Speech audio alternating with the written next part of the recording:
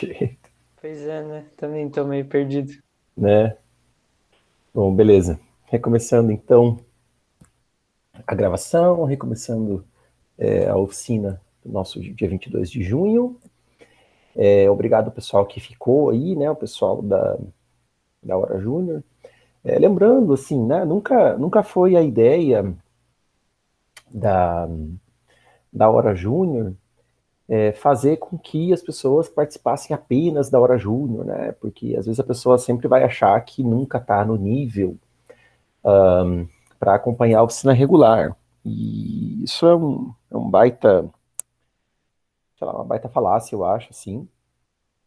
Tem essa ideia do multinível, ela tem que ser enxergada, eu já falei isso algumas vezes aqui na oficina, mas falo de novo, ela tem que ser enxergada muito mais como uma coisa mais fluida do que como se esses níveis estivessem bem definidos, né? Acho que o jeito básico, como a gente gosta de trabalhar o clube de programação, que a gente acha que dá certo, é aquele, é aquele modelo em que, ok, a gente vai estudar alguns problemas aqui na oficina, mas especialmente vocês vão fazer muitos problemas por semana, né?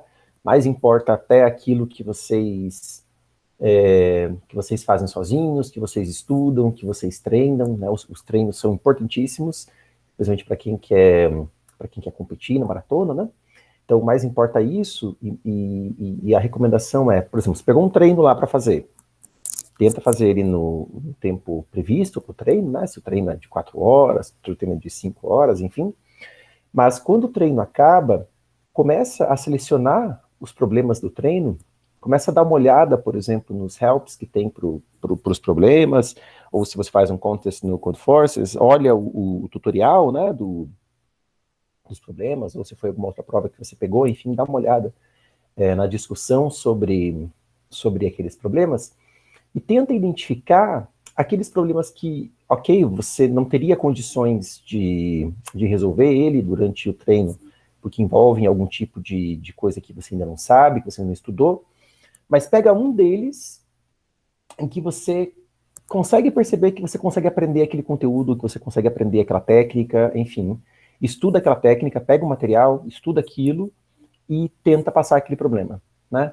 Nunca fique depois que o treino acaba, assim, né? Depois que essa primeira tentativa de fazer os problemas acaba, tenta não ficar muito viciado só fazendo problemas que envolvem coisas que você já sabe ou ferramentas que você já domina, porque isso, sei lá, até pode te dar um pouco mais de velocidade de código, pode te dar um pouco mais de perfectividade também, né?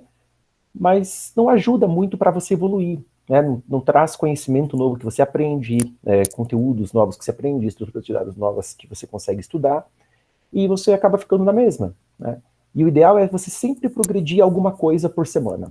Pode ser uma coisinha pequena, assim, pode ser um problema a mais que você faça, excedendo aquilo que fazia parte do leque das coisas que você conseguiria fazer, né? Mas sendo um probleminha só a mais que você conseguiu passar, que excedeu é, o leque dos problemas que você consegue fazer, isso ao longo das semanas vai fazer muita diferença, tá? Vai realmente fazer com que você progrida. O que não pode acontecer é ficar estagnado, né? Eu infelizmente tenho observado no clube de programação que muita gente entra, muita gente quer participar, mas são bem poucas as pessoas que estão treinando, que estão fazendo os problemas, que estão reportando lá na planilha o que estão fazendo, né? Isso, de certa forma, me deixa um pouco frustrado, mas, assim, não dou muito por mim, porque, para mim, na verdade, o clube de programação é só trabalho, né? Eu não ganho nada com o clube de programação. Agora que virou, que a maratona de programação virou online mesmo, eu realmente não ganho nada. Antigamente, pelo menos de viagem ganhava, né? Porque daí esse pessoal se classificava para nacional, então eu tinha uma viagem paga para poder acompanhar o time, né? E viajar com o coach é muito legal, porque o pessoal está competindo lá, eu não posso ficar junto, então a gente viaja para viajar mesmo, para passear, para ficar comendo na sala dos coaches quando o pessoal está fazendo prova, então é uma delícia.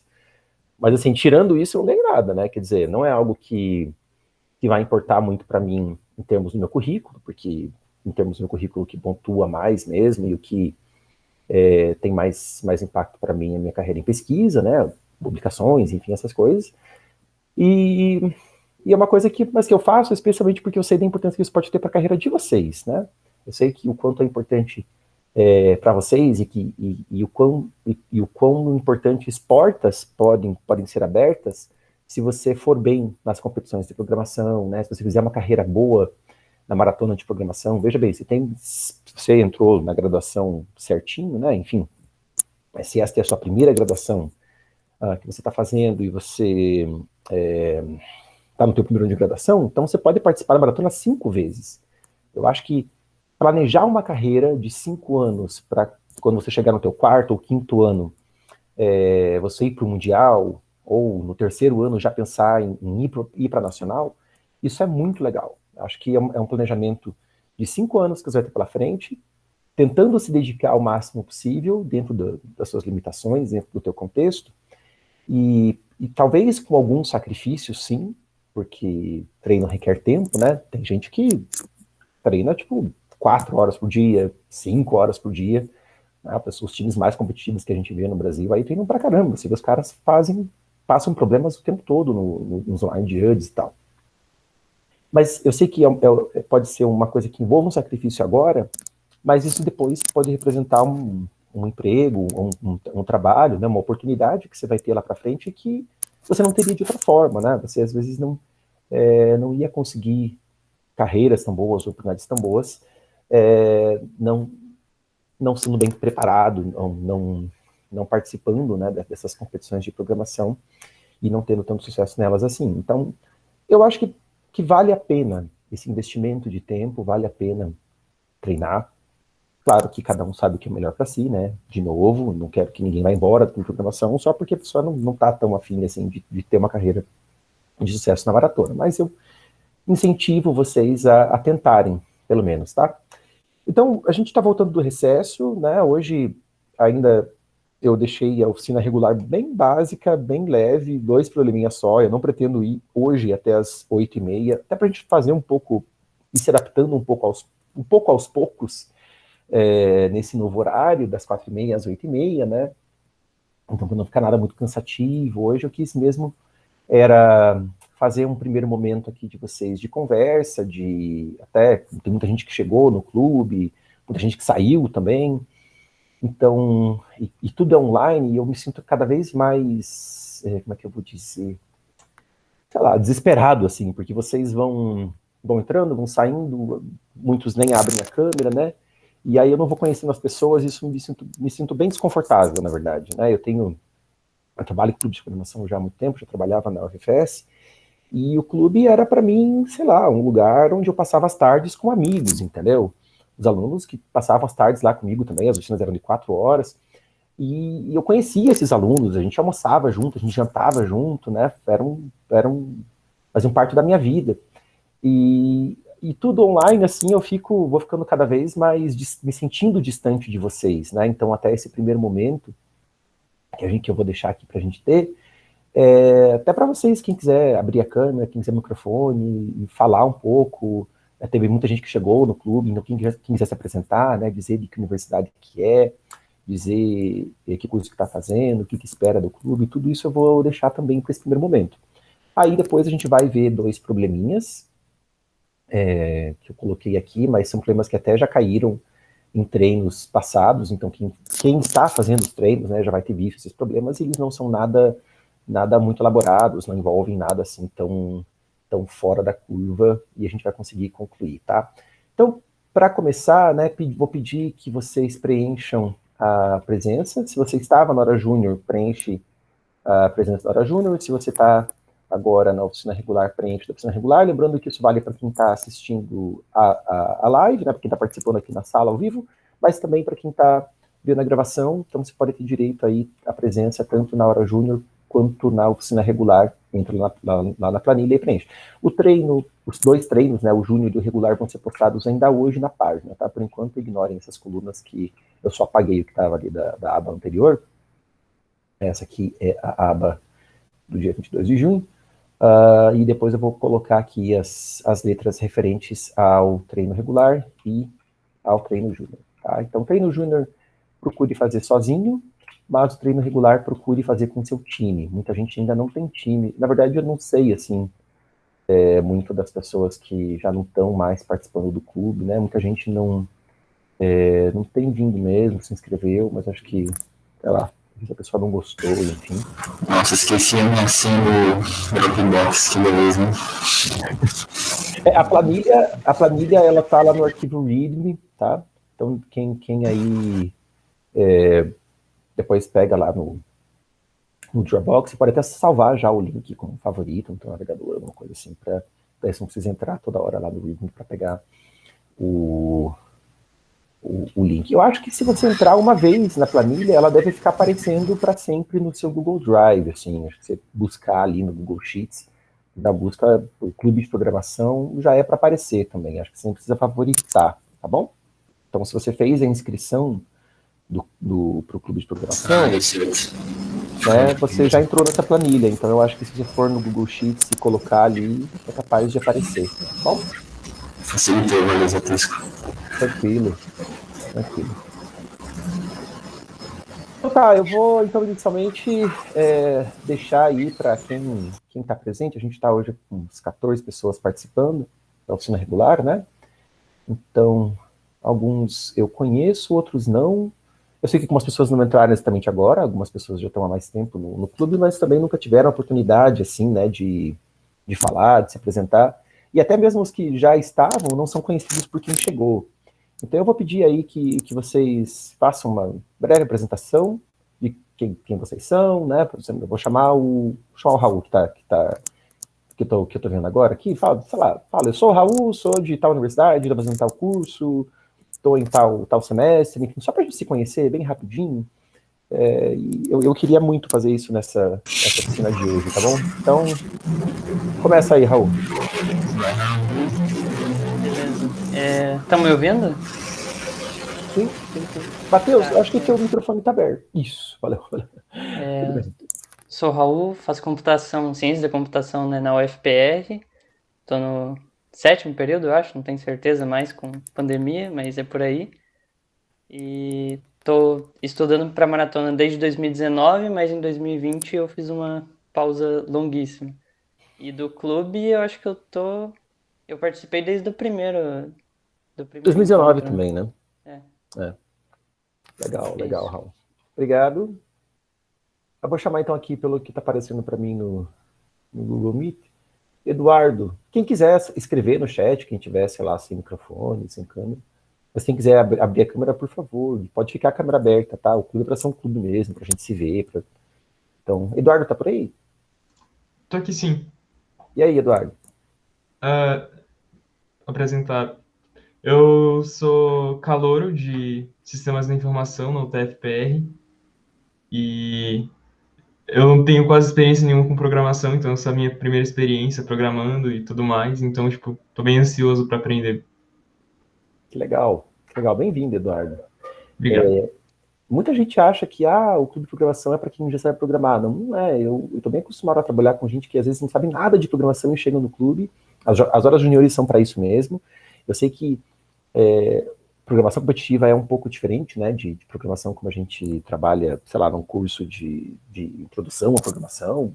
A primeira matéria que você faz sobre programação na universidade pode ter uma abordagem um pouco diferente, mas especialmente, né, porque quando a gente faz uma disciplina assim, na faculdade, a gente faz mais casos de testes de mesa, né, as coisas assim são mais devagarinho mesmo, e aqui no clube a gente já tenta puxar vocês para um nível de abstração mais alto, né, a gente quer que a abstração de vocês evolua, então a gente pratica muito isso, e acaba sendo um pouco mais desconfortável, mas a ideia é que justamente com a prática, com a participação nas oficinas e os treinos, e especialmente os treinos que vocês fazem durante a semana, vocês consigam ir evoluindo e chegando sempre no nível que a gente quer. Inclusive, para as horas juniores, eu até deixei agora os links dos treinos correspondentes a cada hora júnior que já aconteceu, do ladinho, tá? Então, vocês, quando, né, quem for aí pegar desde a primeira hora júnior, já pode ver os problemas que foram trabalhados naquela semana e escolher até alguns ali para praticar, quem sabe todos, né? E ir treinando e acompanhando cada vez mais junto com a gente as horas juniores, tá bom? Então seja muito bem-vindo, Eduardo. Eu queria só adicionar que Pode falar, Raul. Inclusive, o pessoal, se você for olhar, tipo, o pessoal mais brabo da maratona no Brasil, eles começam assim que entram na faculdade, né? Então, tipo, na USP eles têm o Beach Camp, que é exatamente isso. A galera, assim que entra, vai começando a aprender a programar no cenário de maratona. E esse é o pessoal que vai pro Mundial. Então, não tenham medo. Vocês estão no caminho certo. Isso aí. Isso aí. Obrigado, Raul. Eliton, Opa. e aí, Eliton? Ó, eu vou me apresentar e apresentar também o João e o Granza, que eles são do meu time. A gente é da UDESC, a gente já apareceu uma vez aqui, mas Uhum. né, a gente não podia participar muito por causa que era no horário da aula e agora, eu não sei, faz quanto tempo que mudou para terça de noite, mas agora que a gente Hoje? descobriu que, que é para esse horário, aí a gente pensou em participar porque a gente está com o objetivo de pegar o melhor do sul do Brasil esse ano na nacional, então todo treino é pouco, né? Uhum. Legal. Vocês estão classificados, né, para a final agora, em julho. Não, infelizmente não. Passou um time de veteranos da nossa faculdade, a gente ficou em segundo de Santa Catarina, Uhum. então, como eles não vão estar participando ah, agora em 2021, a gente quer tomar esse lugar. Ah, legal. Eu não vi os times que classificaram de Santa Catarina. Foi o primeiro lugar foi da UDESC, né? Mas não, eu achei que fosse o time de vocês. Então não é o time dos veteranos de vocês, é isso, né? Isso. E qual foi o outro É. time que classificou de Santa Aí Catarina? foi a UFSC Ah, e a eu não tenho UFSC. certeza do terceiro. Ah, entendi. Será que foi da FFS? Lá eu não vi se a FFS classificou esse ano pro Eu Master acho que foi da UNESCO, mas eu não tenho da certeza. Unesc. Ah, legal, legal, legal. Bom, boa prova para vocês. Bacanas ver vocês aqui, vocês, né, de vez em quando estão aqui com a gente. Isso é muito, muito legal. Sejam sempre bem-vindos e a gente vai tentar cada vez mais se aproximar, né? E fazer treinos cada vez também mais interessantes e oficinas cada vez mais interessantes também, né? Principalmente o pessoal que já está competindo, que está indo, tá almejando o final brasileiro e tal. Então, os problemas também vão ser focados, especialmente na oficina regular, para esse pessoal. Hoje é só mesmo uma coisa mais de tirar a ferrugem do recesso que a gente teve e tal, mas a partir da semana que vem prometo que vai ser uma coisa mais interessante para vocês também, tá bom? Sempre tentando agradar todo mundo aqui. Vamos lá, Jamil tá por aí? Opa, tô sim. E aí, Jamil? E aí? Eu sou calouro da UTF, Centro, Sistemas de Informação. Sobre programação, eu comecei Ciência da Computação em 2014 na UFPR, mas dei aquela largada no quarto semestre. E, enfim, pensei em mudar de curso e tal, mas agora acabei voltando para essa área e começando sistemas. Legal, legal, legal. Bom, seja bem-vindo.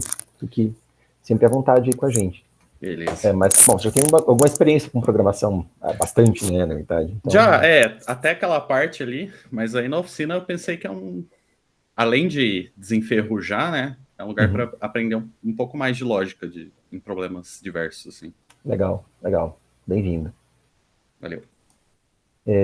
João Vitor.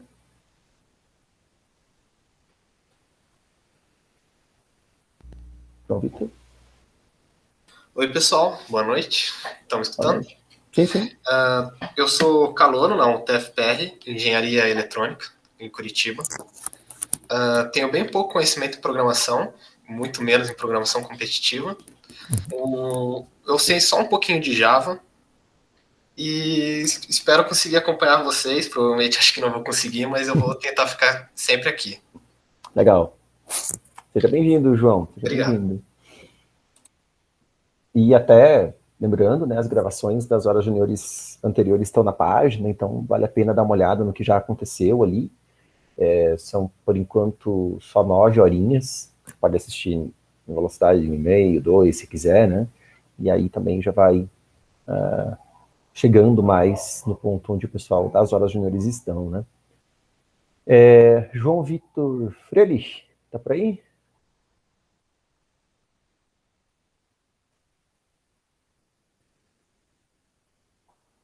Não sei se talvez vai querer escrever no... Ah, sim, você é do time do... Zatesco mandou um alemão. Tranquilo, João. Tranquilo, João. Beleza. Seja bem-vindo, tá? Capaz. Eu falo alguma coisinha de alemão. Fiz 3 anos de alemão, mas falo mal. Quando eu estive na Alemanha, na Áustria, era bem engraçado, assim. Sempre que eu ia num restaurante, por exemplo, eu queria fazer algum pedido, aí queria gastar meu alemão, né? Afinal de contas, fiz 3 anos de curso e tal. Aí começava a fazer o pedido em alemão, aí se o cara perguntava alguma coisa e eu não entendia, daí já mudava para o inglês, assim, e aí o cara ficava bravo, né? Tipo, pô, vai falar inglês ou vai falar alemão? Mas tudo bem. Lucas Yuri, tá por aí? Oi, sou eu, tô aqui sim. E aí, Lucas? Tudo beleza? Eu sou da UTFPR aqui do campus Curitiba mesmo, eu faço engenharia de computação, eu tô no 5º período. E, bom, eu resolvi participar aí do clube para tentar sair um pouco da zona de conforto, né? Aprender aí, que às vezes a gente acaba atacando os problemas sempre da mesma forma, acho que é importante ter essa interação aí e ver as coisas de outras maneiras. Que legal, seja bem-vindo, Lucas. Conta pra Obrigado. gente aí.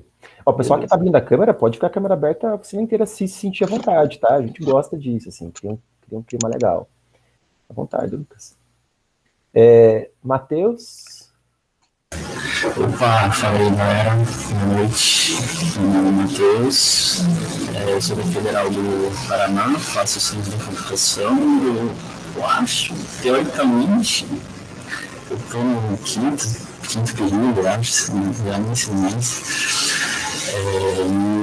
Participei do clube já na edição passada, né? Mas eu acabei, acho que você percebeu, eu acabei largando e assim, que eu fiquei muito preocupado, assim. Mas agora eu tô de volta pra ir com tudo agora. Legal, Matheus. Sucesso para vocês. É muito legal ver vocês da UFPR participando sempre com a gente aqui. Nossa, bom, eu adoro mesmo. Eu conheci porque fizeram uma recomendação, né, lá no grupo, ele ouviu aqui e falou, nossa, que maneiro. Aí pra que me ajudou. Acho que foi o Raul, inclusive, que falou pra mim. Legal.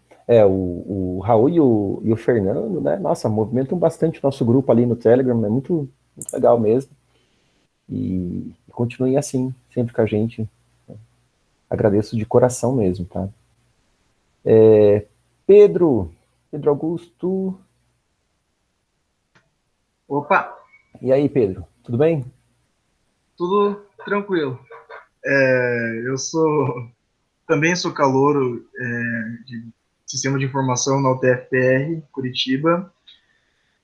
Questão de programação, eu trabalhei como desenvolvedor full stack em C++, tanto que eu fiquei feliz quando hoje você falou que C++ era da hora para programação competitiva, mas meu primeiro contato com programação competitiva, então eu acho que vai ser bom para expandir meus horizontes, sempre aprender mais, né, que conhecimento nunca faz mal. Legal, seja bem-vindo, Pedro. Aqui no clube a gente gosta muito de C++.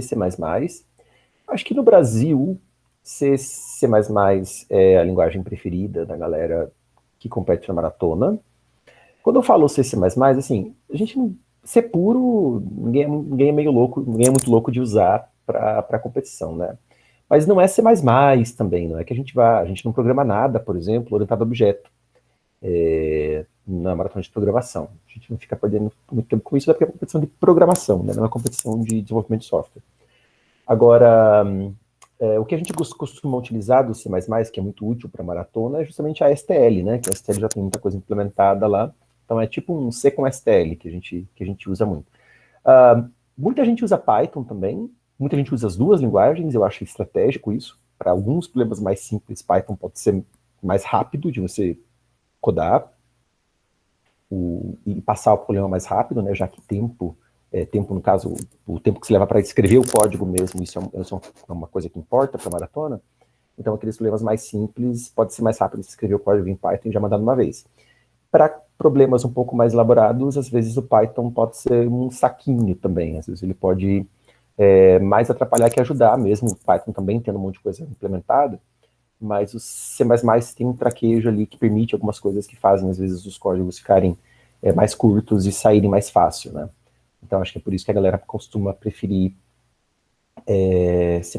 Java, sempre tem os javaneiros, assim, perdidos que programam, mas eu acho que se é uma competição de programação que você tem que escrever rápido, escrever o código em Java parece ser meio contra-estratégico, assim, né? Tipo, enquanto algum time já passou uns 2 balões, você está escrevendo cabeçalho ainda, aquele cabeçalho da função main do Java lá, né? Eu não recomendaria. Kotlin chegou agora, né? Agora é permitido usar na competição, tem uma galera que gosta de usar, que Kotlin tem umas coisas legais, eu particularmente não sei nada de Kotlin, eu não faço ideia de quais seriam as vantagens de Kotlin para o ICPC, mas eu sei que tem, e sei que se você procurar na internet também vai ter gente explicando quais são as vantagens do Kotlin para o ICPC, tá? Também é interessante dar uma pesquisada. Fora isso, bom, de linguagens é o que a gente teria aí para recomendar. Acho que Java eu não recomendaria para ninguém, C puro também não, né? Mas C++ é como a gente basicamente vai trabalhar aqui no clube, tá bom? Pedro Vinícius, também da UFPR, né, Pedro?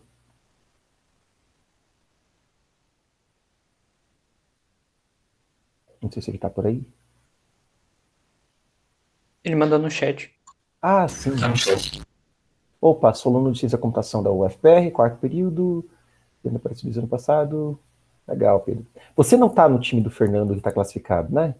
Que é o Fernando, a Thalita e... E o Tissei. Ah, sim, é verdade. Tá certo. É o Bruno. Isso. Uhum. Legal. Então tá. O próximo aqui da minha listinha é o Rafael Granza, que é o outro competidor do time da UDESC, né, Rafael?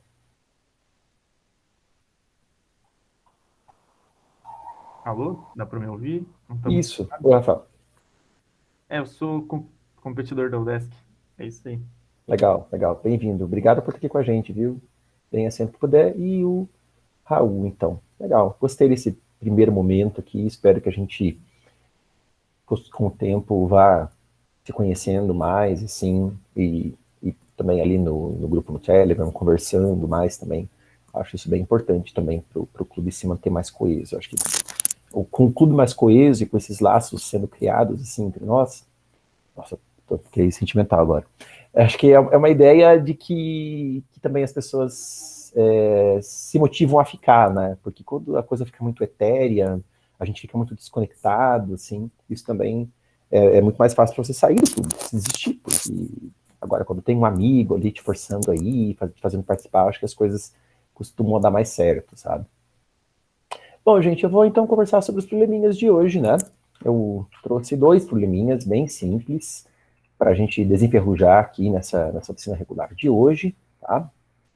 O primeiro probleminha é um probleminha do Codeforces, que estava num treino aí que já aconteceu, né? Já sei que alguns de vocês fizeram, mas eu vou fazê-lo aqui. A ideia desse problema, para quem não leu a descrição ainda, eu vou tentar explicar basicamente o que tem que acontecer, o que isso tem que fazer. Você recebe uma matriz da entrada padrão. A primeira linha, então, designa as dimensões dessa matriz, e é uma matriz binária, só de zeros ou uns, tá? E o que você quer fazer é pegar essa matriz que você recebeu, que é a matriz A, né, e saber se tem algum jeito de, com um número de operações permitidas sobre uma matriz que é toda zero, chegar nessa matriz A. Então, essa matriz que é toda zero, ela é chamada de matriz B, ok? Então, você tem lá a matriz A que você ganhou na entrada, e a matriz B, que é a matriz que é tudo zero, ok? E você tem uma operação específica, que é a única operação permitida, e você quer saber se existe algum número de operações dessa permitida que você possa aplicar sobre a matriz B para chegar na matriz A, ok? Qual é essa operação? Essa operação consiste em você pegar uma posição da matriz B e trocar todos os valores do quadradinho 2 por 2 que começa naquela posição, trocar todos os valores para 1. Tornar todos essas exatamente 4 posições 1. Se for, por exemplo, uma posição da borda inferior ou da borda direita da matriz, essa posição não pode ser considerada para a operação, porque você não tem um quadradinho 2 por 2 que começa naquela posição. Tá? Então, você quer saber se tem grupos de quadradinhos 2 por 2 em que você possa escrever apenas um, em todos esses quadradinhos, desses grupos, de modo a obter exatamente a matriz A. Uma coisa que é falada na descrição do problema, que faz toda a diferença, é que você não está interessado no menor número de operações para fazer para obter a matriz A. Isso é falado em algum lugar. Você tem que descobrir uma sequência de operações que transforma a matriz B na matriz A. Aqui, ó. Observe que você não precisa minimizar o número de operações. Tá? Basta que você consiga obter essa sequência. E você vai imprimir a sequência de operações mesmo. Como é que se representa uma operação? Através do índice da posição onde foi operada, ou do índice, né, da posição a partir do qual você operou aquelas trocas para aqueles 4 valores se tornarem 1, ok? Então, para o primeiro exemplo aqui, para a gente entender bem o enunciado do problema, eu tenho essa matriz, ó, 1, 1, 1, 1, 1, 1, 0, 1, 1. Então, qual seria uma sequência possível de operações que eu poderia fazer sobre a matriz, que é tudo 0, para obter essa matriz que é 1, 1, 1, 1, 1, 1, 0, 1, 1. Bom, eu posso pegar essa posição aqui é a posição... essa aqui é a posição 0, 0. Acho que ele indexa em 1. Ó. Então, a indexação é em 1. Então, essa aqui é a posição 1, 1. Vai trocar, então, esse quadradinho 2 por 2 para 1. Depois, eu estou pegando, ó... eu estou pegando a posição 1, 2. Então, pegando a posição 1, 2, eu estou trocando esse quadradinho aqui, 2 por 2, para 1. E, por último, eu estou pegando a posição 2, 2.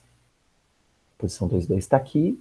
Então, eu estou trocando esse quadradinho aqui, ó, para tudo 1. E assim eu obtive exatamente a matriz que foi passada na entrada, tá? Na saída, a primeira coisa que eu imprimo é o número de operações que eu consegui encontrar e depois a sequência dos índices que representam cada operação. Né? É claro que este é um daqueles problemas em que a avaliação do teu código não vai ser feita com uma mera comparação, né, de arquivo de texto. Quer dizer, para a maioria dos problemas em programas competitivos, o que acontece? Como é que o teu código é corrigido? Os juízes, o bot, né, tem uma bateria de entradas, ele vai rodar o teu programa para cada entrada ele vai ver a saída que o teu programa produziu e vai comparar essa saída, que é um arquivo de texto, com o arquivo texto do gabarito, uma comparação, é um diff que é feito entre os dois arquivos. Aqui, não dá para fazer um diff, porque eu posso ter mais de uma possibilidade de resposta, né? Pode existir mais de uma sequência possível de operações que eu possa fazer sobre a matriz B para obter a matriz A, e todas elas têm que ser consideradas como corretas pelo juiz. Então, aqui, de fato, o que acontece é, o bot provavelmente é um script que foi implementado pelos juízes, que vai pegar o arquivo de saída que o teu programa produziu e vai simular as operações que você está dizendo que tem que ser executadas e vai verificar se, de fato, simulando essas operações que o teu programa está dizendo que tem que ser executadas, com isso você consegue, de fato, obter a matriz A, que foi passada como entrada, tudo bem? É um daqueles programas que é julgado não por um mero diff, mas sim por um script especial que foi programado pelos juízes, ok? Esse tipo de problema é mais raro de acontecer em competições de programação, especialmente no Brasil. Acho que no Brasil a maratona de programação é mais comum o tipo de problema em que a saída correta ela é única e é julgada com um diff mesmo. Tá? Mas às vezes acontece de o teu programa ter que ser corrigido por um script mais elaborado, ok? Dúvidas por enquanto? No enunciado do problema, né? Antes de falar Eu tenho uma dúvida. Oi, Matheus, fala. Ali no último exemplo que ele dá, deveria ser 2 o K, ali no último exemplo, esse aí. Esse aqui. Eu não entendi porque é 0 output. Tudo bem. Então aqui eu já começo com uma matriz que é toda 0. Então eu faço nenhuma operação e eu já transformo a matriz B na matriz A. Tudo bem? Calma, não é você transformar uma submatriz. A matriz B é a matriz que é toda 0, tá legal? A matriz A é a matriz que você leu da entrada. Eu tenho que transformar a matriz B na matriz A. Tem que transformar a matriz B na matriz A, pegando quadradinhos 2x2 da matriz B e colocando tudo 1, ok? Só que aqui nesse exemplo, o que acontece é que eu tenho uma matriz A que é toda 0, né, uma matriz 3x2, que já está toda 0. Então eu já começo o processo com a matriz B igual à matriz A. Então eu não preciso fazer nenhuma operação sobre a matriz B para que ela se torne a matriz A, porque ela já é igual à matriz A. Então o número de operações que eu tenho que fazer é 0. Entendi. Okay? A primeira coisa que... Pode falar. Impossível, né? Se fosse impossível, seria menos 1 aí. Exatamente, né? Quer dizer, se é impossível, eu imprimo menos 1. Aqui é um exemplo, né? Essa matriz, tem 1, 0, 0, 1, 1. Não tem como eu transformar a matriz 0, 0. Deixa eu até botar aqui, 1, 1, 0, 0, 0, 0, 1, 1, 0. Não tem como eu transformar a matriz 0, 0, 0, 0, 0, 0, 0, 0, 0 nessa matriz A. Porque não tem quadradinhos 2x2 que eu possa pegar e torná-los todos 1, né? Para ficar aquela matriz, porque aquela matriz tem só regiões 2x1 de 1s, né? Então não dá para fazer, tá bom? Tá, entendi. Beleza, Tesco. Tranquilo. Bom, então vamos conversar sobre a solução desse problema, tá? A solução desse problema até que é simples. Acho que uma dica importante que o problema dá é justamente essa, perceber, né, que você não precisa minimizar o número de operações. Isso aqui é meio que chave para você resolver o problema. E aí, a outra coisa que é importante a gente perceber para resolver o problema, deixa eu pegar aquele exemplo lá da entrada.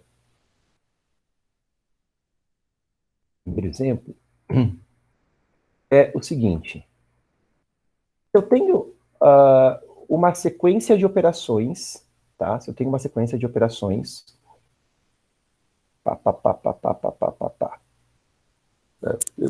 enfim, representei as operações aqui por risquinhos, ok? Uma sequência de operações que transforma a matriz B na matriz A. Veja que uma operação pega uma região lá 2x2 e troca todo mundo para 1.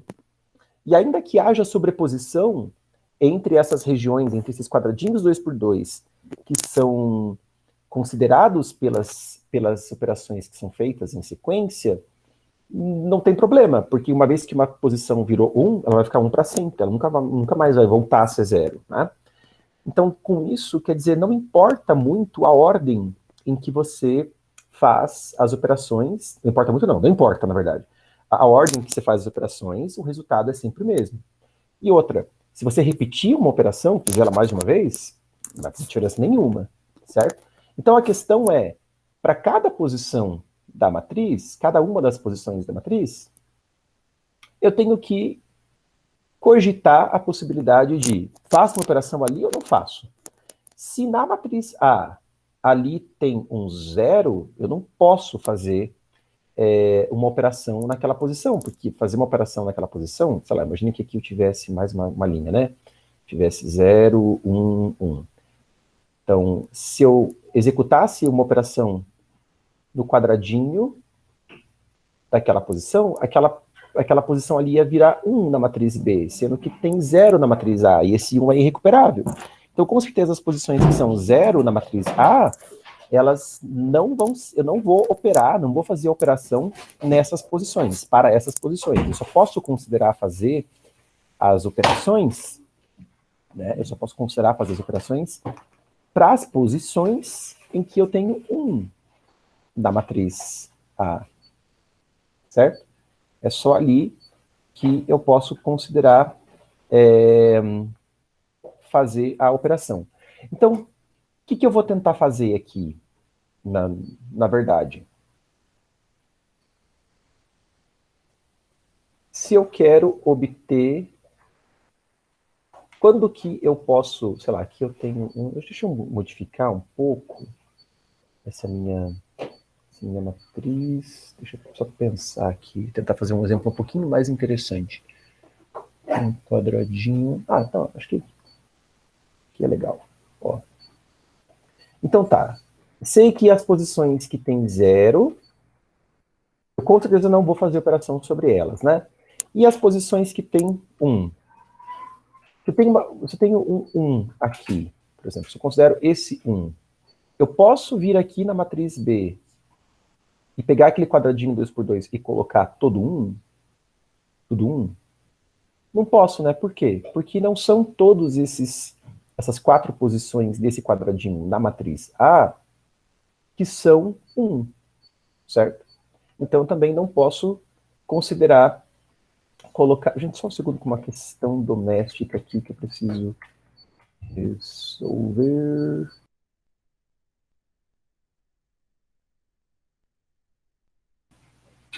Pronto, beleza. Porque sempre nas oficinas agora vai acontecer podem acontecer pequenos contratempos domésticos, porque né, aqui em casa a criança chega da escola, daqui a pouco ele vai jantar, depois ele vai tomar banho, vai dormir, então, e às vezes tem alguma coisa que eu vou precisar aqui dar um help, tá? Enfim, vamos lá.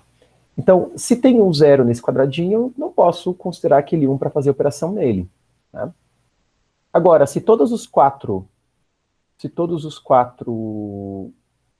posições daquele quadradinho são 1, por que não fazer a operação da matriz B? Eu não estou interessado mesmo em minimizar o número de operações, né? E com certeza essa estratégia, quer dizer, sempre que é possível você fazer a operação, você fazer, com certeza ela vai te levar à matriz A, exceto quando não é possível você chegar na matriz A. Quer dizer, se toda posição em que era permitido você fazer a operação, você fez, se você não chegou na matriz A, então é porque não tem como mesmo, uma vez que as operações não destroem aquilo que foi feito pelas outras operações, e uma vez que a gente não está interessado em minimizar o número de operações, ok? Então, acho que essas duas observações são super importantes, quer dizer, a ordem das operações não importa, as operações não interferem uma na outra, não destroem o serviço que a outra fez, e a gente não está interessado em minimizar. Então, a gente vai pelo guloso mesmo. Se dá para operar, a gente opera. Se no final a matriz B não for igual à matriz A, é porque era impossível mesmo transformar a matriz B na matriz A. Beleza? Todo mundo entendeu a estratégia de resolução do problema? Todo mundo está convencido da solução? Então, esses aspectos dos problemas, claro, esse é um problema muito simples, né? Mas são aspectos que você tem que perceber, assim, né? Porque esses aspectos que definem a estrutura combinatória de um problema, né? Qual é o conjunto de operações que tem disponível? Como que essas operações interferem uma na outra? Né? Será que esse conjunto de operações ele está favorável a uma estratégia gulosa ou não? Né? Situações em que uma estratégia gulosa, essa estratégia que a gente está adotando é uma estratégia gulosa, né? Quer dizer, sempre que dá para esse negócio você faz. Quando a gente tem operações, um conjunto de operações disponível que podem interferir uma na outra, que uma operação pode desfazer o que a outra operação fez, você já começa a ficar com o pé atrás em relação à estratégia gulosa, né? Porque às vezes pode ser mais vantajoso você deixar de fazer uma operação para poder ir lá para frente tomar uma outra operação que vai te levar mais próximo do ótimo, enfim, essas coisas tem que ser levadas em consideração para você poder usar outras ferramentas, sei lá, uma programação dinâmica, alguma outra coisa, mas que tem a ver sempre com o aspecto da estrutura combinatória do problema, tá?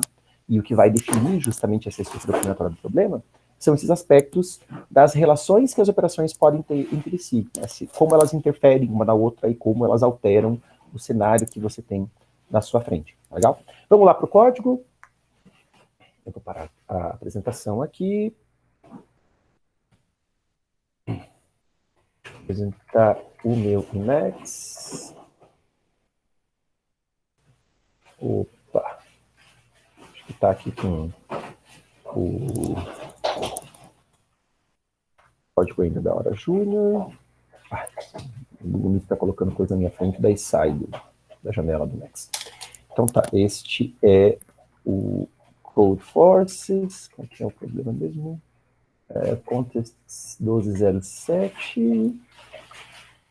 Problema B. Lembrando, né, que os códigos todos sempre vão lá para o Dropbox do clube, tudo que eu desenvolvo aqui na oficina vai para lá. Aqui na hora regular ótimo, na oficina regular de programação, eu já vou sempre, por padrão, incluir o cabeçalho do C++, até porque, pensando, né, na competição ou nos treinos, o que realmente acontece, você não fica digitando o cabeçalho dos problemas a cada problema, né? Que você tem, os primeiros problemas ali, você digita ao mínimo, você digita ali pela primeira vez o cabeçalho do C++, por exemplo, né? Mas o que vai acontecer é que você meio que vai dando um copy-paste dos cabeçalhos dos problemas que você já passou para os problemas novos. E é até interessante quando, às vezes, a máquina está ociosa, né, quando alguém está trabalhando nos problemas, o time já tem um cabeçalho padrão, com algumas definições padrões, com, sei lá, tipos definidos, structs e tal, e alguém já ocupa a máquina para poder digitar essas coisas que levam mais tempo. E que, claro, no começo da competição tudo é muito uma loucura, mas quando começa a baixar aquela poeira e a máquina fica ociosa, é interessante já compor esse cabeçalho que vai sendo copiado, então, de um problema para o outro, né? Lembrando que quando a competição começa, você começa com o ambiente limpo, zerado, você não tem como já deixar isso carregado em algum arquivo, ou usar esses códigos, né? Pelo menos no modelo normal, no modelo online que aconteceu na primeira fase, as coisas, claro, que eram diferentes, né? Você podia, sim, já trazer códigos prontos, copiar, colar coisa, isso foi permitido para a primeira fase especial que aconteceu em 2020, né? Então, por isso que eu vou incluir aqui o cabeçalho do C++, mesmo que não vá usar nada da STL, porque isso, para tentar se aproximar um pouco do que você teria normalmente na competição ou no treino, tá? Então, a primeira coisa que a gente lê são as dimensões da matriz. Acho que vou deixar global aqui. N e as duas matrizes de inteiros mesmo. As dimensões máximas são a 50, bota 60, né? Põe 60 que aguenta. E a primeira coisa é a leitura. Então, a gente vai ler aí N e N. Deixa eu deixar aqui I e J também. Eu vou iterar. Bom, a indexação do problema é a partir de 1. Já que eu deixei a matriz maior do que ela precisa ser, eu vou fazer a indexação em 1 mesmo, né? Não vou fazer indexação em 0, porque senão tem que faz mapeamento de índice, né? Faz indexação em 1 e pronto. Tem que tomar cuidado, né? Que ele tem que ser menor ou igual que N e menor ou igual que M aqui, né? Que tipicamente a gente faz menor que N, menor que M. Então, vou ler aqui a posição, valor da posição IJ da matriz A, tudo bem? Ok, fiz a leitura da matriz A, agora eu preciso considerar cada posição da matriz A para saber se eu faço uma operação da matriz B. Então, eu vou ter que guardar, né, memorizar as posições em que eu fiz operação. Eu vou, para fazer isso, para memorizar essas posições, eu vou usar um vector mesmo, que começa vazio e que vai, e que a cada vez que eu acho uma posição em que eu vou fazer operação naquela posição, esse vector ganha, né, eu faço um pushback nesse vector para ele memorizar aquela posição, tá legal? Então esse vector vai ser um vector de pair de int. Vou chamar isso de VII. Deixa eu definir aqui, então, que pair com int é II. Então, vector de II é VII. VII, vou chamar de sol, de solução, tá? É a solução que eu estou construindo. Começa vazia, toda vez que eu vou adicionar uma posição nessa solução, eu faço um pushback. Ok, então é só considerar as posições, né? Eu preciso verificar se uma posição é válida. Então, vou fazer isso uma função que depois eu implemento, né? Vou ficar perdendo tempo aqui pensando em como validar a posição. O validar aqui é saber se não está nas bordas e saber se naquela posição eu tenho 1 e saber se em todo o quadradinho 2x2 que começa naquela posição eu tenho 1s. Né? Isso que vai fazer essa função valid. E aí, se de fato aquela posição é válida, o que eu tenho que fazer? Eu tenho que operar a modificação da matriz B. Né? Então, vou chamar a função aqui op ij. A matriz B está global mesmo, né? Então, opera globalmente o que tem que ser operado na matriz B, que é fazer todo esse quadradinho 2x2 receber 1s, e dou um pushback no vetor sol. Quando eu definir pair de int com i, eu posso chamar o método construtor, né, de i, passando 2 valores inteiros. Eu gosto mais disso do que o makePair do C++. Tá? Então eu passo lá i com j, isso aqui vai ser um pair de 2 inteiros i e j, que vai ser adicionado ao final do vetor sol. Tudo bem? Beleza? Aí, aqui, o que eu vou ter que fazer? Eu ainda preciso verificar se a matriz que eu obtive, a matriz B que eu obtive com essa sequência de operações é igual à matriz A. Então, se não for igual, eu vou criar uma função para fazer isso, eu vou chamar de equal. Não preciso nem passar nada, porque as matrizes A e B já são globais, né? Então, se as matrizes não são iguais, eu tenho que imprimir -1, de acordo com a descrição do problema. Se não, eu tenho que imprimir o número de operações, encontrei, que eu executei, na verdade, né? O número de operações é o tamanho do vetor, sol.size, para se livrar daquele warning chato que o mais dá quando você usa o .size de um container como int com sinal, que é o que eu estou fazendo aqui, né, porque o tempo D é inteiro com sinal, então eu estou fazendo um casting para int, só para não ver aquele warning, mas lá também não vai fazer diferença nenhuma, né. Agora eu vou fazer um for sobre todas as posições desse container, desse vector. Como é um vector de pair de índice, eu vou até usar um recurso do C++14, já era possível fazer isso, né? Em que eu defino um ij, quer dizer, ij é o nome da variável ii, tá? 2 pontos sol. Eu gosto assim quando eu tenho pairs, que eu quero fazer um for com 2 pontos no C++, eu gosto de fazer o nome da variável ser a concatenação das coisas que eu vou desmembrar depois, tá? Eu acho isso intuitivo. Até a gente fica, às vezes, pensando muito em que nome dar para variáveis, né?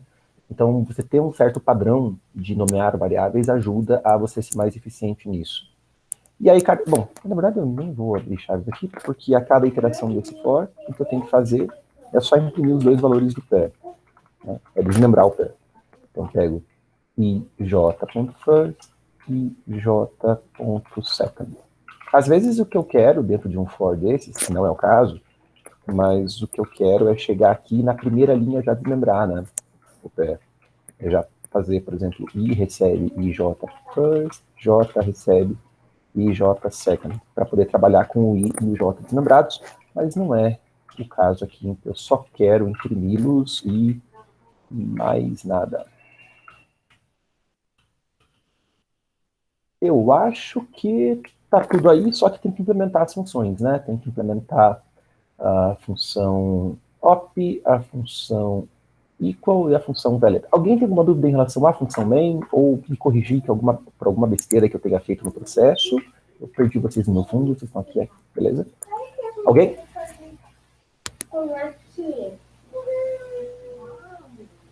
Não? Todo mundo comigo? Beleza. Deixa eu aproveitar que vocês estão aqui, antes que eu me esqueça, e o código está aqui também, eu vou tirar um print para ir para o Instagram lá do clube, esse momento que a gente está voltando aí do recesso, né? Então, quem quiser voltar a abrir as câmeras aí e dar aquele sorrisão para a gente poder abrir, poder registrar aí a oficina, eu agradeço. Vamos lá, então. Obrigado, Lucas. Obrigado, Raul. Quem mais quer abrir a câmera aí? Não. Valeu, Matheus. Mais alguém? Valeu, Eduardo. É isso aí, pessoal. Vocês estão no instalado do clube. Beleza. Bom, daí, inclusive no Instagram do clube, se eu esquecer de marcar você, se eu não encontrar você, me manda mensagem, de preferência no Telegram, manda mensagem particular lá, já fez que eu sou o cara na posição tal do grid, que às vezes eu posso não achar você lá no Insta para fazer a marcação. E é legal marcar vocês lá, isso é bacana. Bom, voltando aqui então para o código, eu vou implementar na ordem, como está ali na função main, tem que implementar a função valid, recebe uma posição IJ e determina se o quadradinho 2x2 que começa na posição IJ é tudo 1. Né? Então, para isso acontecer, o I mais 1 não pode exceder N, o J mais 1 não pode exceder N, né? Eu tenho que ter um quadradinho, não pode estar nas bordas da matriz, quer dizer, eu não posso estar nem na última linha, nem na última linha, nem na última coluna. E eu preciso ter as 4 posições todas iguais a 1, né? Da matriz A. Então, para saber se eu opero na matriz B, nesse quadradinho, então todas as posições da matriz A têm que ser iguais a 1. Quer dizer, A e J tem que ser igual a 1. A I mais 1 J tem que ser igual a 1.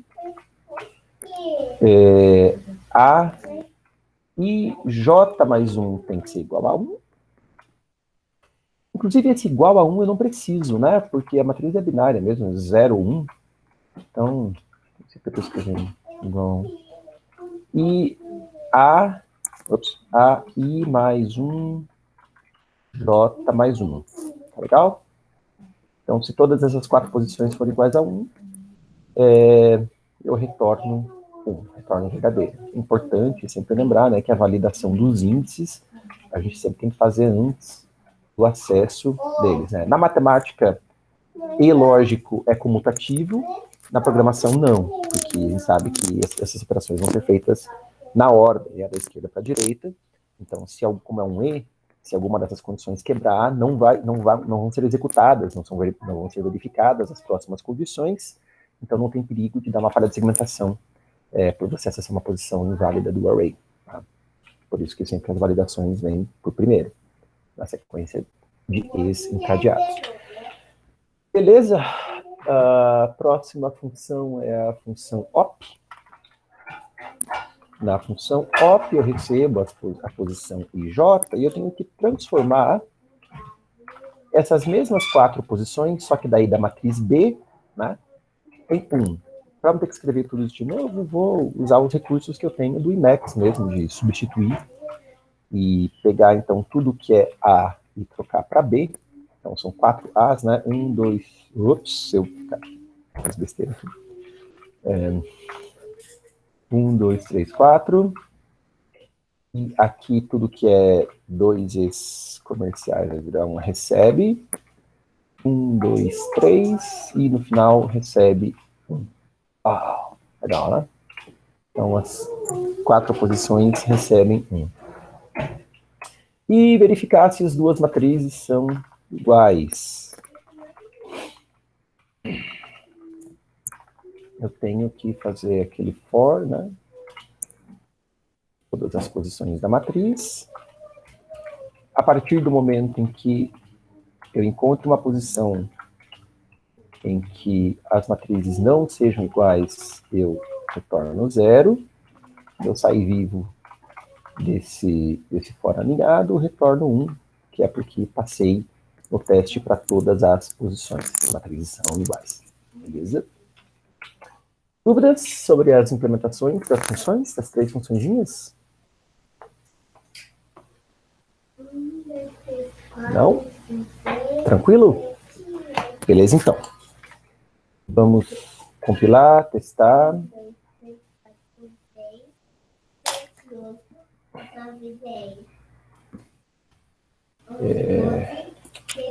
Opa. Cadê o alta aqui? E essa é forces.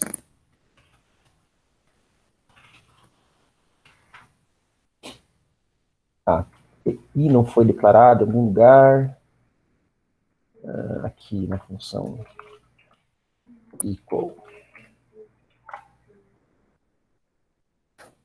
Vou pegar algumas entradas aí.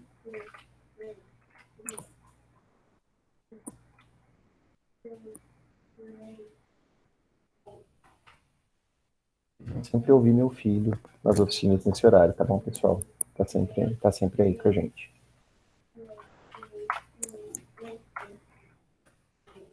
É o dia que ele começa a treinar com a gente também. 3, 1, 1, 2, 2, 2, acho que é um... Até a saída aqui é dada ali no... Vamos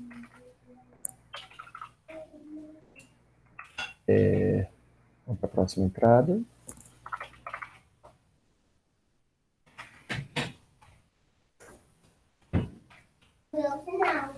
-1 é a resposta. E aqui...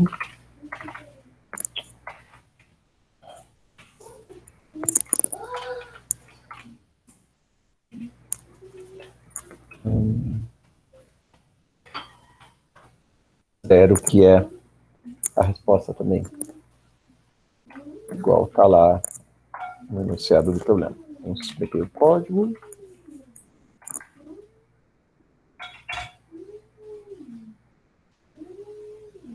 Ups. Ué. Choose file. Ok. TMP CF1207B.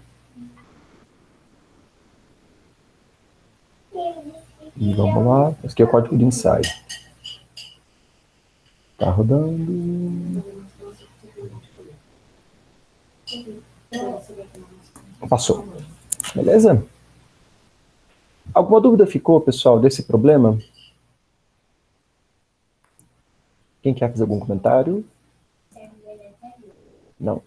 Quem já tinha passado o problema? Raul, sim, né? Não? Eu não me lembro, sinceramente. Deixa eu ver aqui. Não, não tinha. Não. Alguém já tinha feito esse problema, pessoal? Não? Ah, que legal, que bom que eu trouxe um problema que ninguém tinha feito. Isso é bacana. Legal. Nunca fiz. Nunca fez também, Matheus? Legal. Meu filho aprendeu a contar recentemente, ele tem 4 anos, né? E... não é tão recentemente assim, mas ele começou a levar isso para escalas maiores recentemente. É um barato. Esses dias no carro ficou contando, já estava em 300 e pouco e não parava mais, assim. Não gosta de números. No começo a gente incentiva, depois de um tempo, tipo, putz, por quê, né? Quando o cara começa a chegar nos 300 e pouco, assim, e você querendo dirigir e contando sem parar, tá, poxa vida. Por que fui ensinar a contar? Enfim. Vamos lá. Um próximo problema, que é o URI 2661, que é o problema despojados. né, os números despojados, de acordo com a descrição do problema aqui, são aqueles números que têm pelo menos dois fatores primos distintos. Então, por exemplo, 252 tem 3 fatores primos, né, que são 2, 3 e 7. 6 tem 2 fatores primos, que são 2 e 3. 14 tem 2 fatores primos, que são 2 e 3. Então, todos esses números são despojados. Agora, se eu pego um número que seja primo, por exemplo, 17, né, 31, são números primos, ou qualquer número que seja uma potência de primo, esses números têm um fator primo só, né? Todo primo da forma P na N, toda potência de primo, ou o próprio número 1, né? Porque 1 tem que ser considerado aqui, de acordo com a descrição do problema, esses números não têm pelo menos 2 fatores primos, então esses números não são despojados, ok? O que está sendo pedido aqui? Não é para você decidir se o número é despojado ou não. É, na verdade, para você dizer qual que é o número de divisores, ou fatores, né? O número de fatores despojados que o número tem. Então, por exemplo, se eu pego aqui 252,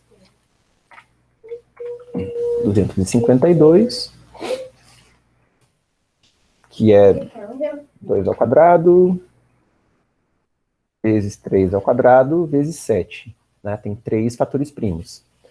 Então, quais são os divisores despojados de 252, ou os fatores despojados de 252?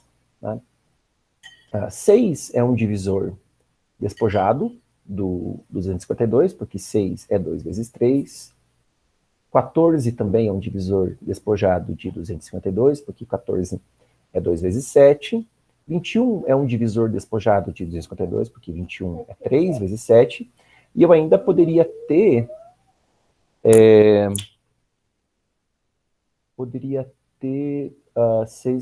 42, né? 6 vezes 7. 2 vezes 3 vezes 7 também é um divisor despojado de 252.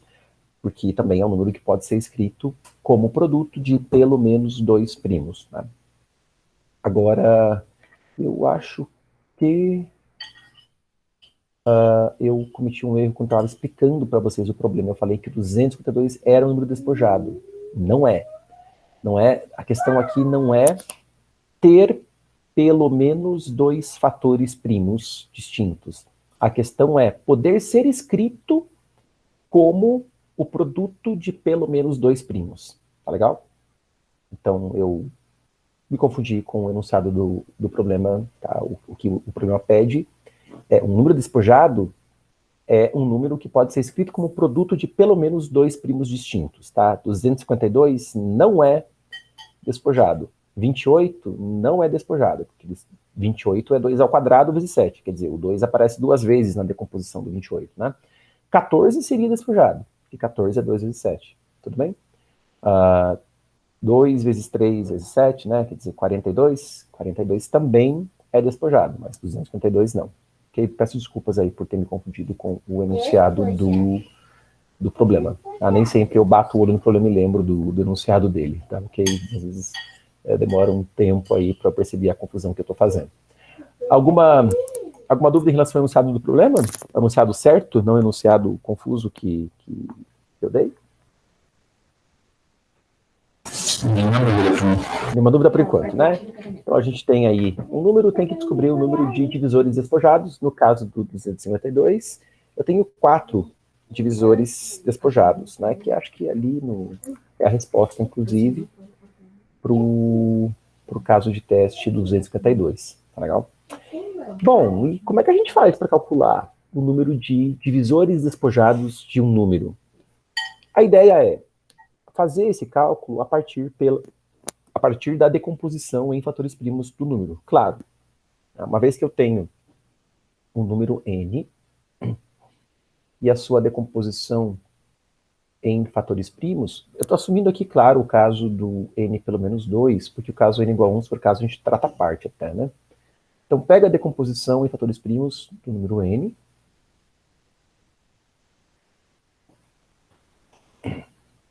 E veja que tudo que interessa aqui, na verdade, é o número de fatores primos que o n tem. Nem interessa muito quais são esses fatores. Porque daí tudo que você quer fazer é formar subconjuntos desse conjunto de primos. Então você tem K primos, e o que você quer é formar subconjuntos com pelo menos 2 primos.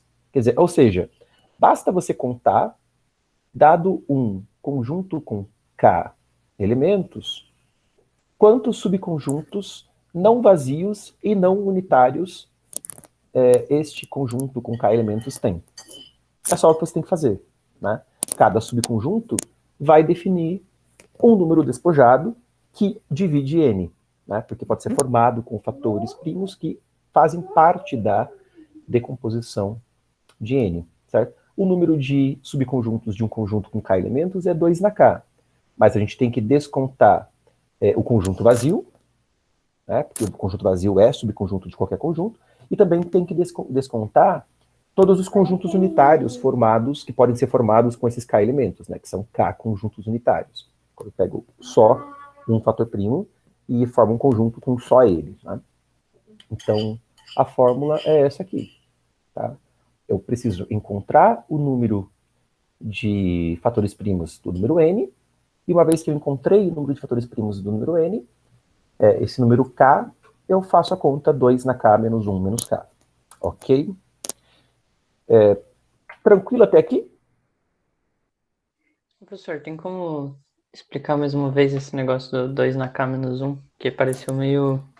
tirou da cartola. Ok. Tem um conjunto X que tem K elementos, tá bom? Quantos subconjuntos tem o conjunto X? Por exemplo, o conjunto 1, 2, 3, né? Quantos subconjuntos tem o conjunto 1, 2, 3? Que é o conjunto das partes, né? De X.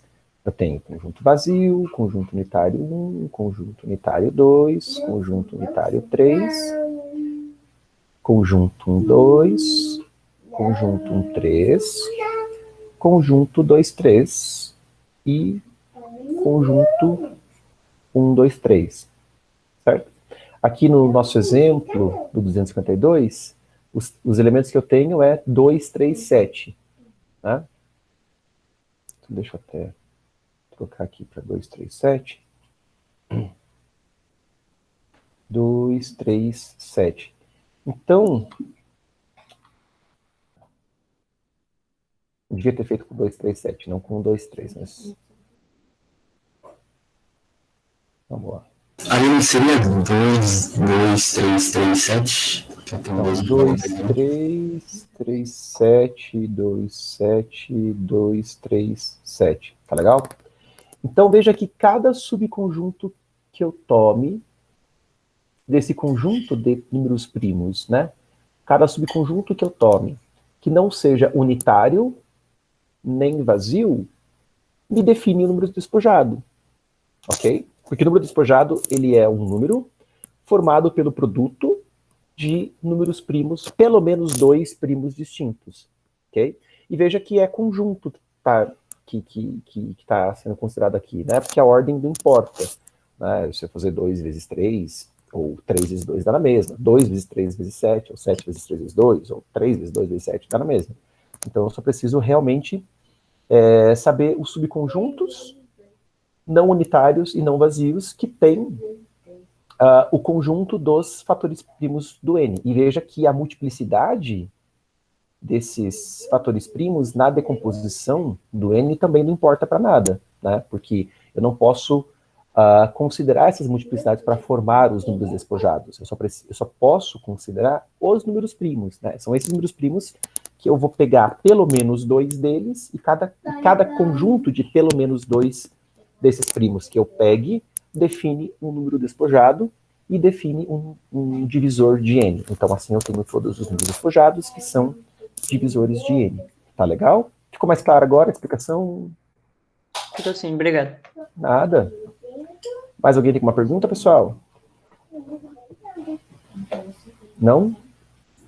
Aí no caso do 252 é 2 vezes 2, vezes 3, vezes 3, mas aí você só tirou, né? Os números seletivos. Isso, as multiplicidades não entram em consideração. Peraí que eu derrubei minha caneta aqui. Opa, peguei. Então, eu considero só, eu descubro, né, na verdade, quantos fatores primos o 252 tem. Quantos fatores primos distintos. Então, o 252 tem 3 fatores primos distintos. É esse 3 que eu pego e faço a conta. 2 ao cubo, menos 1, né, correspondente aqui ao conjunto vazio, e menos 3, né, que são os conjuntos unitários. E isso aqui me deu 4, que é a resposta. Beleza? Caralho, genial. Beleza. Isso aqui. Tranquilo? Vamos lá agora para esse problema de decompor o número de fatores primos, né? A gente já tratou isso em oficinas anteriores, mas a gente geralmente tenta fazer isso do jeito mais eficiente possível, utilizando um crivo, geralmente o crivo de Eratóstenes, né? Para pré-computar, para ter pré-computados um conjunto de fatores primos que seja suficiente para decomposição em fatores primos do número n. E tem que ser uma coisa meio rápida, meio boa, porque aqui no enunciado do problema, vou ter uma travada aqui, beleza. No problema, o n vai até 10 na 12, né? Então qualquer estratégia para resolver esse problema que seja linear em n não vai passar. A gente vai ter que trabalhar, por exemplo, com um número de operações que esteja ali em torno de raiz de n, né? E daí vai ficar um número de operações em torno de 10 na sexta, ou raiz de n vezes log de n, alguma coisa nesse sentido. Então, eu sei que se eu quero decompor n em fatores primos, vou falar rapidinho aqui sobre fatoração, porque tá que a gente está com mais tempo hoje, né?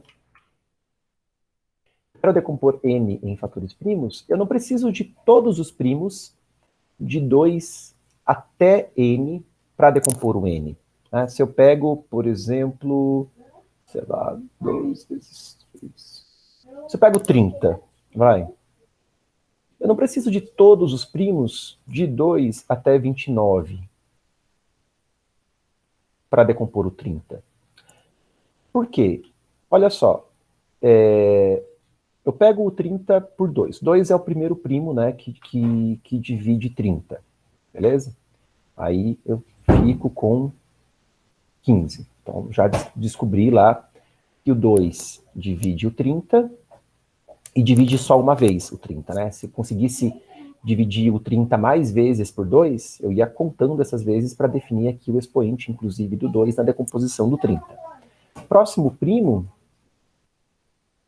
é o 3, né? E o 3 também divide o 30. Então, 15 dividido por 3 dá 5.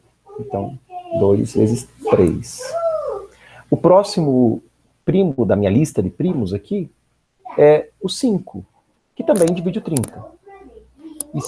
E 5, que é o que eu fiquei do 30, em função das divisões que eu já operei sobre o 30, né, eu já dividi o 30 por 2, já dividi o 30 por 3. Só ficou o 5, que eu agora divido por 5, né, porque eu estou escrevendo esse produto que vai se igualar ao 30 no final das contas, e eu já fiquei com 1. Né? Então eu não precisei de todos os primos de 2 até 29 para decompor o 30. Né? Mas pode pensar, mas isso porque o número que você pegou, ele é justamente o produto de primos bem pequenos.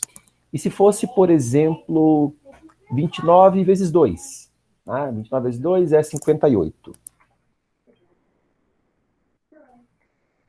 Então, se fosse 58, né, 29 vezes 2, talvez eu precisasse de um número primo bem grandão, tipo 29.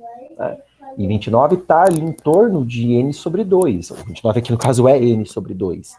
E precisar de uma lista de primos que tenha tamanho linear em n, veja, n sobre 2 é linear em n, né?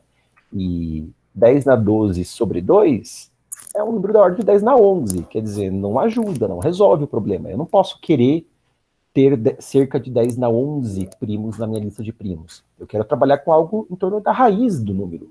Eu quero ter na minha lista de primos algo em torno de raiz de n primos e que isso seja suficiente para decompor o n. Só que isso é suficiente para decompor o n, na verdade. Eu não preciso saber que o 29 é primo para decompor o 58. Né? Se eu conheço a lista de todos os primos de 2 até a raiz de 58, e a raiz de 58 é menor que 8, né? Que 8 ao quadrado é 64. Então, basta eu conhecer, eu estou alegando para vocês aqui, que basta eu conhecer os primos 2, 3, 5, 7 e acabou. Né? Basta eu saber que até a raiz de 58, estes são todos os primos que existem. Basta eu conhecer esses 4 primos, eu consigo fatorar o 58. Por quê? Que, olha só, eu tentei dividir o 58 por 2. Dividiu. Com isso, meu 58 virou 29. A partir do momento que eu tento dividir o 29 por 3 e não consigo, tento dividir por 5 e não consigo, tento dividir por 7 e não consigo, o que sobrou, eu tenho certeza que é primo, e eu posso escrever aqui na decomposição pelos primos. Então, esse jeito de você fatorar um número, que é, obtém com o crivo, preferencialmente, geralmente o crivo de Eratóstenes, né? Obtém com o crivo uma lista de primos até a raiz de n, depois vai dividindo n pelos primos que você tem, tantas vezes quantas você conseguir, né? Porque às vezes você consegue dividir o número por um primo mais de uma vez, e se no final das contas o que sobrar não for 1, aquilo também é um primo e também entra na decomposição, tá? E por que isso, né? Por que isso funciona? Assim, tentar explicar rapidinho para vocês, sem fazer nenhuma demonstração muito formal. Veja, nesse momento em que eu estou com 29 na mão, e estou olhando aqui para o meu conjunto de primos, né? 3, 5, 7, veja, a raiz de 29, eu sei que é o número que está entre 5 e 6, né? Quer dizer, vai até 5, na verdade. Nem para o 7 eu precisava ter olhado, na verdade. Nem para o 7 eu precisava ter olhado, porque 7 já excede a raiz de 29. Então, como o 29 não tem nenhum divisor até 5, ele não pode ter nenhum divisor depois de 5, né? Quer dizer, se 29 tiver algum fator primo maior do que 5 e menor que 29, isso é um problema, porque quer dizer que ele pode ser escrito da forma do produto de pelo menos 2 primos, sendo ambos maiores que a própria raiz de 29. Então, quer dizer, isso aqui vai dar um número que é maior do que a raiz de 29 ao quadrado. Não tem como ser, não tem como isso acontecer, né? Então, esse jeito que é um certo método de divisão e conquista, né? A gente pega o n e encontra um fator primo dele, a gente joga fora o n original que veio e fica com um n novo. E sempre tentando olhar primos até a raiz do n que a gente tá, porque é o que falta ser fatorado, né? É como eu entender que, a partir do momento que eu achei um fator primo do n, o que sobra é um número, é uma nova instância para o problema original, quer dizer, é uma nova instância para o problema de fatorar. Eu obtenho a decomposição para esse número menor e só junto com os fatores primos que eu já obtive anteriormente. Tá legal? Beleza? Para quem ainda nunca tinha visto, né, essas coisas de decomposição de fatores primos, eu sei que isso é novidade, mas acho que para a maioria de vocês não. Acho que muitos de vocês já conhecem essa estratégia de dividir para conquistar, para fazer decomposições de fatores primos. Crivo de Eratóstenes, se eu quero achar todos os primos até a raiz de n, isso tem raiz de complexidade O de raiz de n vezes log n, né? Essa é a complexidade aí do Crivo de Eratóstenes. Aqui no caso vai dar o número de cerca de 10 na sexta log 10 na sexta operações, e isso passa em um segundo tranquilamente. Tá? E depois que você tem os primos, você ir primo por primo dividindo, bom, é uma coisa linear no número de primos que você encontrou. Linear não, porque você pode picar em um primo e ter que dividir mais vezes, mas isso com certeza é linear no número de fatores primos que o n tem, mesmo com repetição. E esse número com certeza é O de log n. log n. Então, isso aqui, com certeza, quer dizer, a coisa mais cara que você tem mesmo para fazer aí no código é gerar os fatores primos, é rodar o crivo, né, que isso que vai ter odd raiz de n, log n. Né. Odd log n são números de fatores primos, mas eu posso ter que pular... então, enfim, não, vai dar odd raiz de n, porque eu tenho os primos pelos quais vou pulando, né, então é odd raiz de n também, para decompor, uma vez que eu já tenho os fatores primos lá no vetor. São odd log n fatores primos, claro, mas ainda assim eu preciso considerar vários fatores primos que vão ser pulados, né, que não vão entrar para decomposição, e são no máximo odd raiz de n fatores primos, então vai ser aí odd raiz de n a complexidade também, tá bom? Dúvidas sobre a solução? Não? Então a gente vai codar, veja que nosso problema é até mais simples, né? Porque a gente não está interessado em obter a decomposição do n, a gente só está mesmo interessado no número de fatores primos. Então você nem precisa guardar a decomposição, por exemplo, num vetor, guardar as multiplicidades dos fatores primos, quer dizer, só divide o n mesmo e conta, incrementa o contador, porque é só o número que importa para você fazer aquele cálculo lá, do 2 na k menos 1 menos k, tá bom? Então vamos para o código.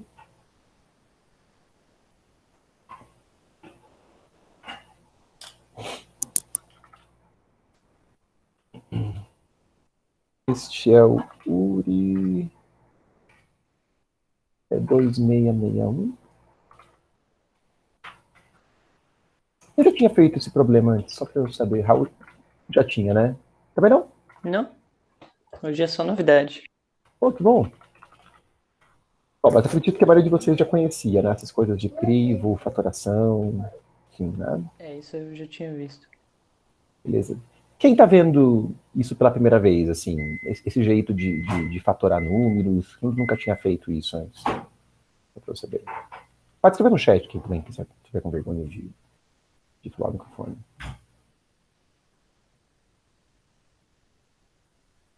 A galera acho que está com vergonha. Ou está com vergonha, ou todo mundo já conhecia e eu estou matando vocês de tédio, né? Desculpa. O Pedro Augusto e o Eduardo Miola falaram no chat que não tinham visto. Ah, opa, sorry. Ok, legal. Que bom que está sendo novidade para alguém, tá? Também a gente sempre tenta trabalhar numa perspectiva multinível aqui nas oficinas, né? De algumas coisas, ok, algumas pessoas já vão saber mesmo, outras vão ser desafiadoras, mais desafiadoras para algumas pessoas, e tá tudo bem, né? A gente sempre, de alguma coisa, consegue extrair algum aprendizado. Bom, vamos lá, então. Aqui eu tenho que fazer a leitura do meu número n, que acho que vou até deixar global. Não posso guardar ele num int, né? Ele tem que ser um long, que vai até 10 na 12. Bom, ele vai ser um int. Eu vou fazer a leitura, barra n no scanf, em primeiro lugar. Aí, depois de fazer a leitura desse n, eu preciso, até podia ser antes, inclusive, né? Antes, fazer depois. Eu vou rodar o crivo agora, porque daí o crivo vai até a raiz de n mesmo. Porque, como ele está global, eu nem preciso passar o n para o crivo. Então, a função crivo vai preencher um vetor de números primos até a raiz de n. Ok? Esse vetor vai ser global, vai ser um vector de int. Veja que aqui pode ser int, né? Porque raiz de 10 na 12 e 10 na 6 cabe no int. E vai ser um vetor p. Então, type def vector de int bi. Estou usando o vetor do C++ porque eu não sei que tamanho exato vai ter esse vetor, né? Então, eu vou preencher lá com uma quantidade de números primos. Até poderia saber, até poderia fazer com alocação estática, porque, veja, não vai ser mais do que 10 na sexta primos, mas aí eu tenho que ter duas variáveis, né? Quer dizer, o P e uma outra variável para controlar o tamanho do P. Então, fazendo com o vector, isso meio que já está embutido com o point size ali do vector. Sei lá, acho que as duas abordagens são válidas. Eu mesmo já implementei muito na vida Clipe de Eratosthenes, essas coisas com fatores primos sempre com colocação estática. Hoje eu estou a fim de fazer colocação dinâmica. Eu acho que tanto faz, na verdade. Quer fazer colocação dinâmica faz, quer fazer colocação estática faz. Depende muito do feeling também. Então tá, terminou aqui a função crivo, quer dizer que o vetor P foi preenchido com todos os primos de 1 a n, de 2 a n, né? Inclusive tem que tratar o caso 1 em particular, né? A gente pode se livrar do caso 1 já na leitura, porque 1 a gente não fatora, né? Não decompõe. Então, se n é igual a 1, a gente já imprime 0, né? Que 0? É 0. Não tem nenhum divisor despojado, tá certo? E todo o resto a gente faz quando n não é 1. Tudo bem, Arthur?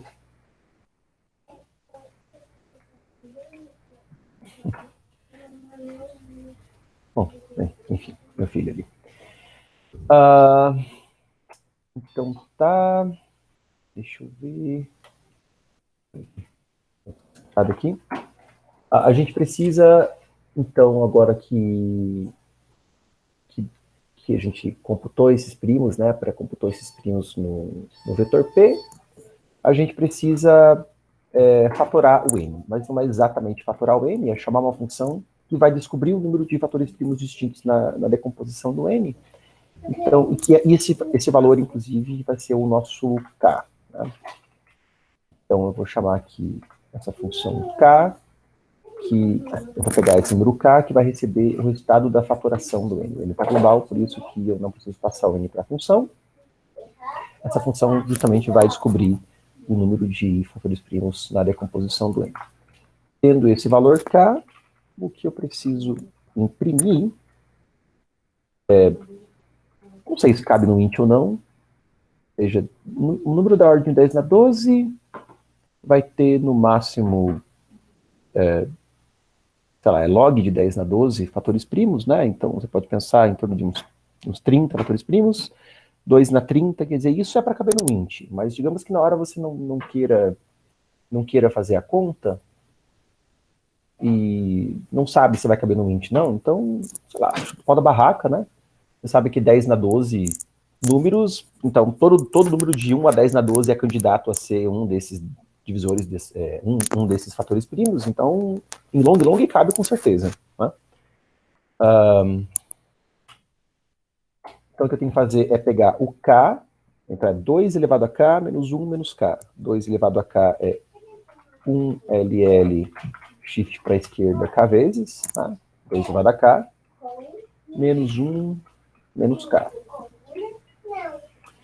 Isso é a resposta. Só para vocês saberem, eu acho que realmente a gente poderia fazer em int, por causa desse argumento que eu usei, né? Quer dizer, 10 na 12, então, log de 10 na 12 é 12 vezes log de 10, log de 10 é menor que 4, então seria aí 40, mas 2 na 48 já não cabe no int. Não tô tão seguro de fazer as contas mais exatas para saber se é cabe no int. Não, deixa ali o long pronto. Beleza, eu acho que é só isso para a função main. Alguém tem alguma dúvida até aqui? Pergunta? Não?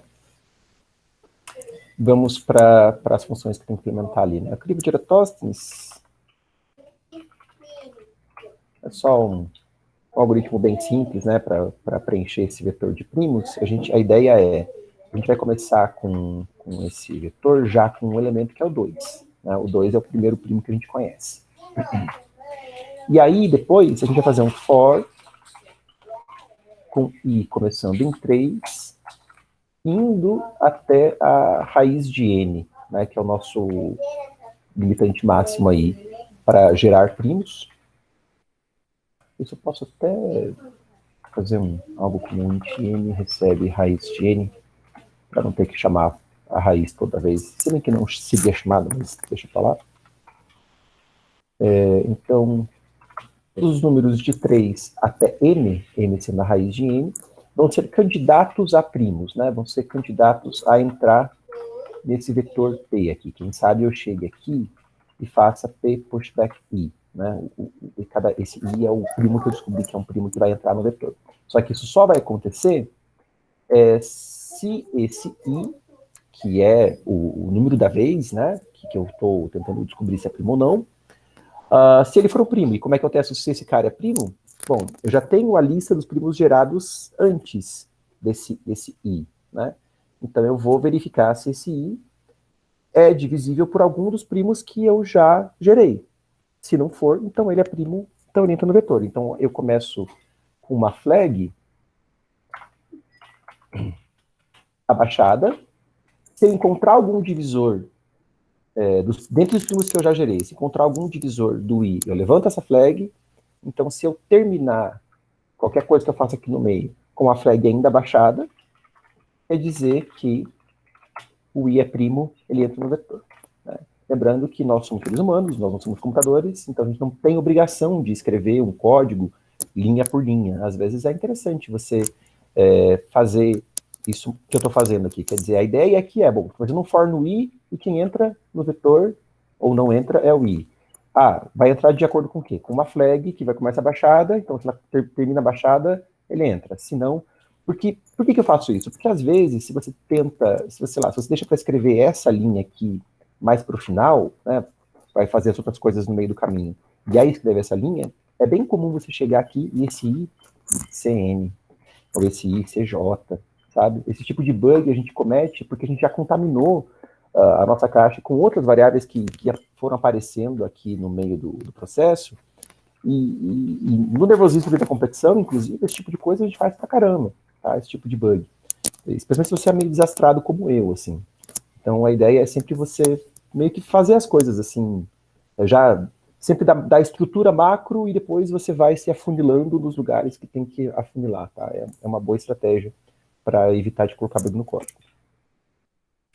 Bom, agora eu preciso descobrir, dentre os primos que eu já tenho, né, se tem algum divisor de I. Então, vou fazer um for também. Int j começa na posição 0 do meu vetor de primos, vai até p.size, né? Estou percorrendo o vetor de primos, mas veja que não são nem todos os primos que preciso considerar. E quando o primo da vez, o primo j, já exceder a raiz do i, eu também já posso abortar esse for, né? Então aqui eu posso até já deixar aqui um R, que recebe a raiz do i. Declaro como int mesmo, né? Quer dizer, arredonda para baixo a raiz, não tem problema. Então se o primo da vez, o pj, for menor ou igual que a raiz R, eu considero, senão eu deixo de considerar esse primo j. E a partir do momento que a flag subir também já devo, inclusive, parar esse for.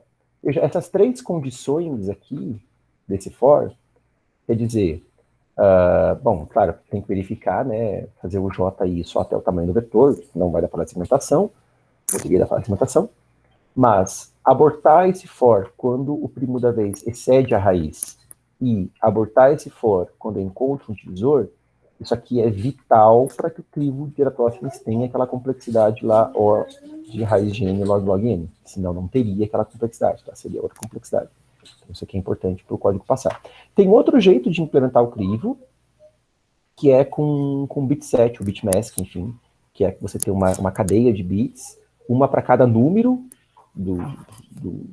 dos números aí que você quer considerar, e você seta para o número 2, por exemplo, que é primo, e aí você seta para 0 todos os múltiplos de 2, pulando de 2 em 2, enfim, começa com a bitmask, começa com o bitset, com tudo em 1. E aí você começa com lá, o 2 com seta para 1, baixa para 0 todos os múltiplos de 2. Depois o próximo cara da vez ali é o 3, então ele é primo, todos vai pulando de 3 em 3, baixando para 0. Essa implementação do crivo de Eratosthenes também é legal, o código, os dois, assim, de tamanho meio que da mesma, e também tem a mesma complexidade, quer dizer, são jeitos diferentes de implementar o mesmo algoritmo. As operações que você faz são essencialmente as mesmas, tá? Então, só para vocês saberem que às vezes vai precisar na internet e encontra crivo de Eratosthenes com uma outra implementação, Eu também, às vezes, faço aquele jeito também é interessante para outras aplicações de cripto de Aristóteles. Eu acho que é bom você saber aí os dois jeitos de codar esse algoritmo, tá bom? Vamos lá. Bom, onde é que eu estou na história? Sim. Uma vantagem só dessa implementação é que aqui você já tem os primos num vetor em sequência certinho, né?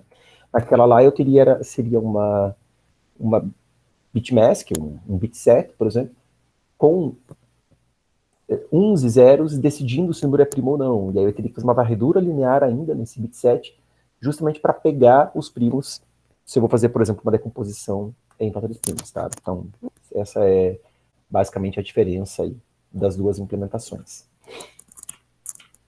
Aqui, então, voltando, se o primo J é um divisor do I, tem que baixar aquela flag. Então, quer dizer, a flag... Baixar não. Baixar, né? Eu tinha deixado ali ela baixada. Então, o que eu preciso fazer é levantar a flag,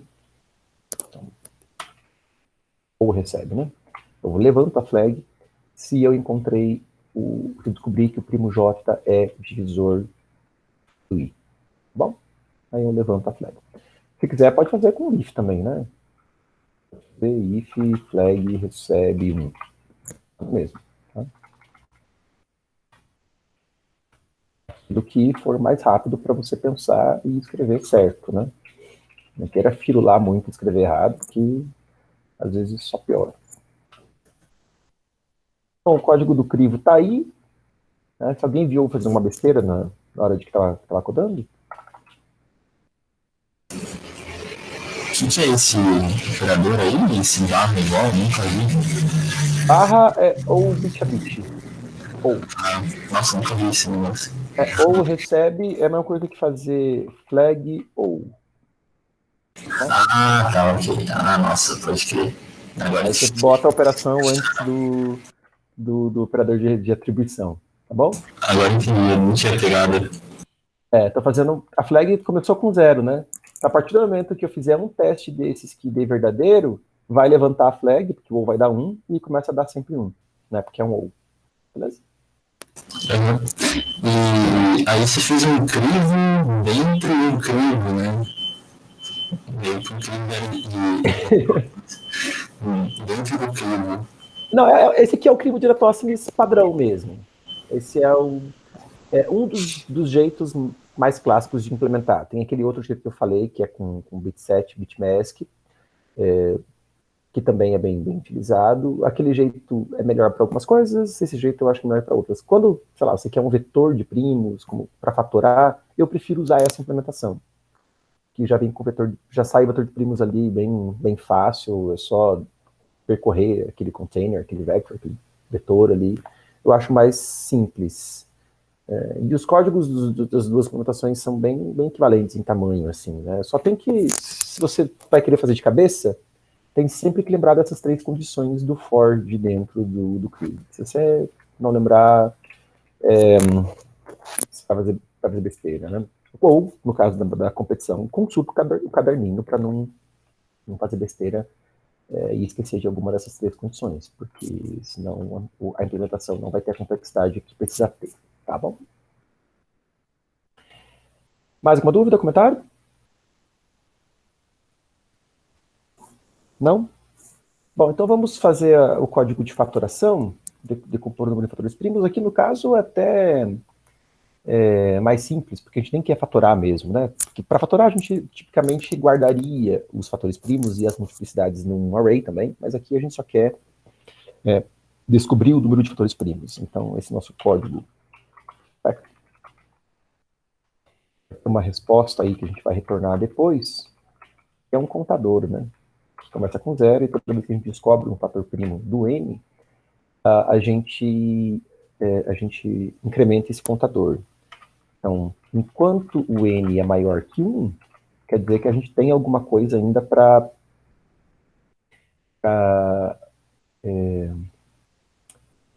continuar decompondo. Mas não só isso, né? A gente também vai ter esse while para um for. porque a gente vai dividindo n e simultaneamente andando no nosso vetor de primos. Né? A gente também vai ter um int i, vai andando no vetor de primos, e quando acabarem os primos, também a gente tem que acabar a decomposição. Né? Então a gente continua iterando esse for enquanto o i é menor que o p.size. Né? Então, se uma das duas condições quebrar, a gente interrompe o processo de decomposição. Quer dizer, a gente ainda tem que ter primos para considerar o nosso vetor P, e o N ainda tem que ser maior que 1 para a gente continuar decompondo. Tá? E mais. E a gente sabe que aqui no final, a gente retorna o número de primos que a gente encontrou aqui dentro desse for, né, que a gente decompôs o N, então todos os primos que a gente usar para decompor o N a gente vai contar, só que a gente sabe que pode sair desse for, e tem que sempre lembrar disso, tá? Essa estratégia de reconquista, né? Se a gente sair desse for e o N ainda for maior que 1, é porque o que sobrou do N é um primo também que tem que ser considerado, né? Tem que ser contado aqui no caso que a gente está contando fatores primos. Então aqui é a resposta, o número de fatores primos que a gente já contou, mais o caso particular, né, do N ser maior que 1. Então, se N é maior que 1, isso aqui é um teste que vai dar 1, e é adicionado a resposta. Senão, esse teste dá 0. Né, se o N for 1, se realmente a gente tiver decomposto completamente o N, então o N vai ter terminado 1 nesse for, não soma nada na resposta. Tá bom? Lá. Aqui dentro, então a gente tem todos esses primos para considerar. PI é o primo da vez que está sendo considerado, né? E a gente vai verificar, então, se N é divisível pelo PI. Porque se for, a gente então incrementa o contador e divide o N pelo PI. Mas não é apenas dividir o N pelo PI uma vez. Né? A gente tem que dividir tantas vezes quantas forem possíveis. Tá? Então vai ser um while, essa mesma condição aqui, né? Vai dividir o N por PI até não dar mais. Porque senão a gente pode depois sair desse for aqui com N valendo alguma coisa, mas essa alguma coisa só é composta por fatores primos que foram considerados. É a gente que não fez o trabalho de dividir o N, tudo que precisava ser dividido. Tá bom? Dúvidas? É só isso, tá? Código de fatoração é só isso. E a única diferença que teria para um código de fatoração mais tradicional seria que daí a gente ia escrevendo também os primos encontrados na decomposição do N. Ok? Dúvidas, perguntas? Não? Alguém viu uma besteira que eu tenho cometido no meio do caminho?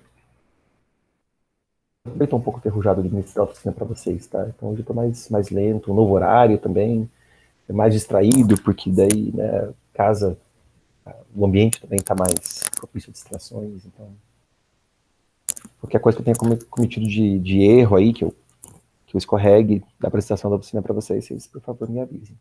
Bom, vamos lá, então vamos compilar, testar, e até encerrar a oficina de hoje um pouco mais cedo, né? Tá, o terminal está aqui. 2661.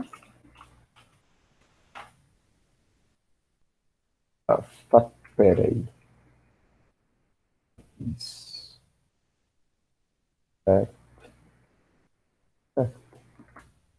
Qual foi o problema? Não. Eu salvei o código. Ah, eu não salvei o código, olha só. Muito bem, né? É importante salvar o código para poder compilar. Pegar as entradas lá. Depois eu digito aqui, vai. 2524. Tem aquele númerozão. Eu tô com um problema com colar com o scroll. Acho que aqui eu vou colocar no PNP. Mesmo.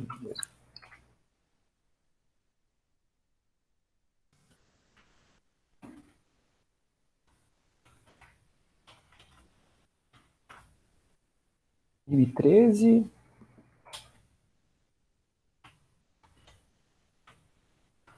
Oito, zero. 0. E aquele númerozão. Desastrado para teclado hoje. Sim, na verdade. Um dos motivos pelos quais eu não seria um bom maratonista. 0 também, porque esse cara aqui provavelmente deve ser um primo muito grande ou uma potência de primo, enfim. Eu tenho cara de ser primo esse número. Se eu perguntar pro Google, o Google vai saber. Ué... Eu, hein? Tá bom. Número muito grande. Crashou o servidor do Google. Pois é. Não, é que às vezes tem umas listas de primos grandes. Não sabe das coisas, né? Enfim.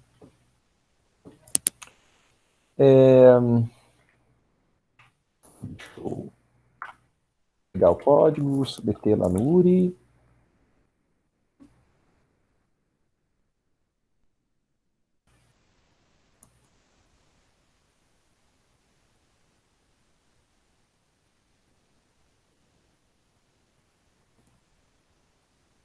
Rodando.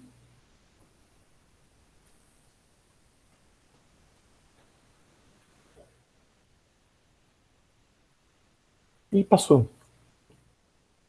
E runtime 0 segundos. Demorou esse tempo todo, mas acho que por causa que devia ser muitas bases. Sei lá. Enfim. Dúvidas? Comentários finais? Eu procurei aqui e é primo mesmo. Que ele... É primo. Valeu, Raul. Então tá, pessoal. Façam um treino. Façam... O pessoal que está nas horas juniores, né? Façam um treino júnior. Os outros façam um treino regular. Quem quiser para o treino regular fazer o treino júnior também, pode fazer, mas especialmente quem está no treino júnior, terminou o treino júnior, tenta fazer uma coisa do treino regular. Sempre tem algum problema mais simples que também é colocado no treino regular, né? Então tenta fazer para ir já treinando com o seu time e pegando o jeitão da prova. Inclusive essa habilidade de achar os problemas fáceis dentro de uma prova maior, isso é importante também para a competição, ok? E a gente vai conversando, a gente conversa na lista de discussão, a gente conversa no Telegram, e não deixa de reportar na planilha as coisas que vocês fazem, ter noção daquilo que vocês estão fazendo, ter noção de quem está participando, quem está treinando, tá bom? Pode falar, Matheus. Você me perguntou se os códigos estão lá no Dropbox, eles ficam lá, né? Isso, movo para lá assim que a oficina acaba. Peço para vocês também, encarecidamente, né, como sempre, que todos os códigos que vocês fazem nos treinos, que passam, que terminam em aceitação, terminam em balão, que vocês também compartilhem com o grupo lá no Dropbox. Isso é muito, muito bom, para que a gente, né, tenha entre nós aqui esse compartilhamento. E a gente segue conversando então. Tá bom, pessoal? Obrigado. Professor, boa noite. Só uma dúvida. Pode falar. Para compartilhar esses códigos, pode utilizar outras linguagens? Pode à vontade. Tá, só segue aquele padrãozinho, né? Tá. Do diretório, que você chega lá, por exemplo... Você vai ver que os códigos sempre vão ter o sufixo ou da pessoa que desenvolveu ou do time que desenvolveu, tá? Tá, mas aí, beleza. Por favor, que eu fico mais à vontade com Python. Sem problemas. Beleza. Fique à vontade. Até mais, pessoal. Abraço. Tchau, tchau. Tchau, tchau. Valeu, pessoal.